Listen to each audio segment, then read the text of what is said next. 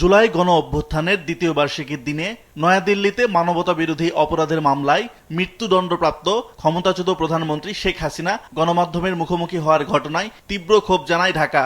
ক্ষোভ প্রকাশ করেন সরকারি দলের সিনিয়র নেতারাও। অত্যন্ত উদ্দেশ্যপ্রণোদিতভাবে পরিকল্পিতভাবে শেখ হাসিনাকে বক্তব্য রাখার সুযোগ দেওয়া হয়েছে। এদিকে আজ ভারতের পররাষ্ট্র মন্ত্রণালয়ের মুখপাত্র নিয়মিত সাপ্তাহিক সংবাদ ব্রিফিংয়ে দাবি করেছেন, নয়াদিল্লিতে শেখ হাসিনার দেয়া ভার্চুয়াল বক্তব্যে ভারত সরকারের কোনো সমর্থন নেই। Government had no role to play in what was an event by a private media entity, and government does not endorse anything said at the forum, especially with regard to the duly constituted government of Bangladesh.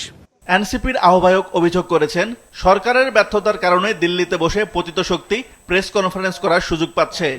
5ই August দুঃখজনকভাবে আমরা দেখলাম যে দিল্লিতে বসে press conference করার সুযোগ পাচ্ছে পতিত স্বৈরাচার শক্তি, এবং সরকারের জায়গা থেকে যথাযথ ব্যবস্থা না নেওয়ার ফলে, কূটনৈতিক পদক্ষেপ না নেওয়ার ফলেই কিন্তু পতিত স্বৈরাচার শক্তি, ফ্যাসিস্ট শক্তি এটা করার সুযোগ পাচ্ছে। ভারতীয় হাইকমিশনকে ডাকা উচিত ছিল সরকারের, এবং ডেকে কঠোরভাবে এটা নিন্দা জানানো উচিত ছিল, এবং পরবর্তীতে এই ধরনের ঘটনাগুলো সরকার কি ব্যবস্থা নেবে, কোন ধরনের কূটনৈতিক ব্যবস্থা নেবে, এইটা জনগণের সামনে উন্মুক্ত করা উচিত ছিল। সঠিক প্যাড আর সঠিক তথ্য দিয়ে এসব সামলে নিব এক হয়ে। Monalisa sanitary napkin.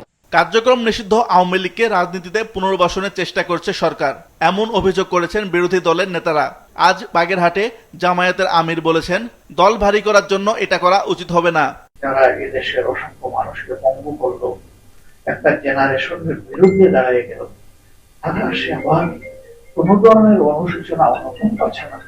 আমি শুধু দল ভারী করার জন্য তাদেরকে রাজনীতিতে সম্পৃক্ত করবো, একটি অন্যায়, একটি জঘন্য অপরাধ। কক্সবাজারে স্বরাষ্ট্রমন্ত্রী বলেছেন, শেখ হাসিনার বক্তব্যকে গুরুত্ব দিচ্ছে না সরকার। গণহত্যা ও মানবতা বিরোধী অপরাধে জড়িতদের রাজনীতিতে মানুষ আর গ্রহণ করবে না।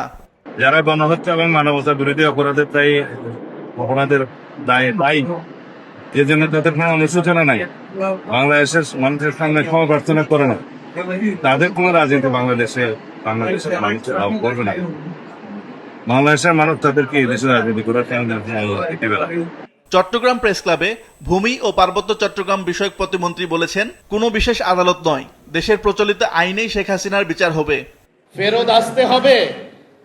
গত 17 বছরের সহ এই জুলাই আগস্টে গণঅভ্যুত্থানে যতজনকে হত্যা করেছেন তার বিচারের মুখোমুখি আপনাকে হতেই হবে বাংলাদেশে।